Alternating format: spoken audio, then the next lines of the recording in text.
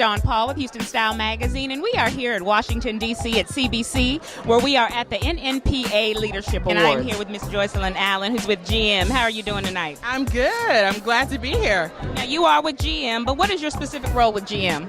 So I'm Director of Regional Grassroots and Diversity Communications for General Motors, and basically what that means is everything that happens in the United States from a communications perspective, my team somehow has an involvement in it, whether it's reaching out to mainstream media or diversity media in the U.S. Okay. Now, talk about how GM finds it important to support the NNPA and black media. Well, really, the NNPA represents the best of the African American community.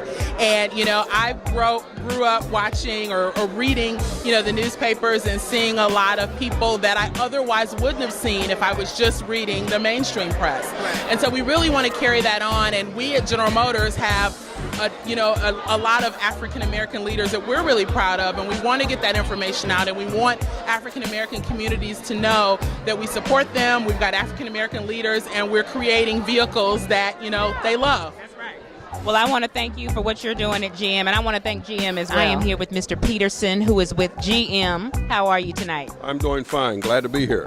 Now, I want you to tell us your role at GM.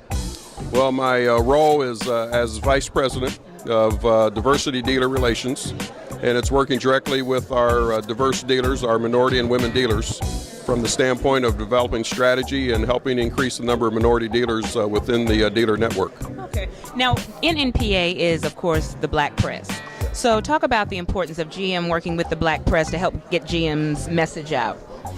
Well, I think just because of the long relationship that GM has had with the black press and the NNPA, we see a great value in that, because the black press over the years has been able to reach segments of the population that we couldn't reach. And so our perspective is that because the African American community is very important to us, we want to utilize all facets of media to be able to reach that segment and tell our story, and at the same time tell the black press's story.